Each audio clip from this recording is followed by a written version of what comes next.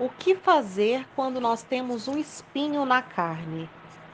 A palavra de Deus diz que Paulo tinha um espinho na carne. Ele escreveu: Foi-me posto um espinho na carne, mensageiro de Satanás para me esbofetear, a fim de que eu não me exalte. No decorrer da história da igreja, existiram várias suposições do que seria esse espinho de Paulo. Seria uma tentação secreta? Ou seria o sofrimento por causa da perseguição, por causa dos açoites, das prisões? Ou seria um problema físico, um problema de visão? Ou seria a sua aparência feia? Os historiadores dizem que Paulo tinha as pernas em forma de arco, tinha um nariz adunco e que ele era muito feio. Mas o fato é que a Bíblia não diz qual era o espinho de Paulo. E talvez a Bíblia não diga justamente para que nós possamos nos identificar, para que nós pudéssemos nos identificar com Paulo e aprender como lidar com nossos espinhos. A primeira lição que Paulo ensina é: aceite seus espinhos. Ele aceitou, ele disse: Isso foi-me posto. Nós sabemos que o diamante, ele é formado a partir do carvão, o carvão sob pressão. E nós entendemos que ninguém se torna um grande homem, uma grande mulher de Deus, sem passar por dificuldades, sem passar por experiências, por desafios. Um exemplo na história é a história de Moisés. Moisés, ele cresceu no Egito e teve acesso a toda a cultura da época, a todo o conhecimento. Mas aos 40 anos ele não foi usado por Deus. Só depois que ele passou 40 anos no deserto, que ele passou por provações e dificuldades, experiências, em que ele foi testado, é que aos 80 anos ele libertou o povo do Egito. Deus apareceu numa sarça ardente e deu a missão dele, que era libertar o povo hebreu. Outro exemplo citado pelo pastor é Rick Warren. Esse pastor, ele tem um problema físico que faz com que ele desmaie quando ele fica nervoso. Só que ele é pregador e toda vez que ele vai pregar, ele fica nervoso. A solução que ele encontrou foi colocar um pastor substituto, que sabe a pregação, e caso ele desmaie, ele continua a pregação. Ou seja, esse pastor, ele depende totalmente de Deus para se comunicar para se comunicar com as pessoas.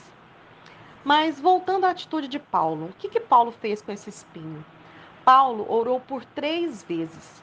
Quando a Bíblia diz que alguém orou por 3 vezes, é que a pessoa se derramou diante do Senhor, é que a pessoa clamou muito pela misericórdia de Deus e demonstrou uma profunda angústia. Mas o céu ficou em silêncio. Somente depois de algum tempo é que o Senhor respondeu: Minha graça é suficiente para você, porque o meu poder se aperfeiçoa na fraqueza. O Senhor respondeu: Paulo, esse espinho está te incomodando, mas ele está sendo necessário. Por meio desse espinho, você está sendo lapidado. Por meio desse espinho, você está sendo transformado. Você está se parecendo mais comigo. Você está me buscando mais.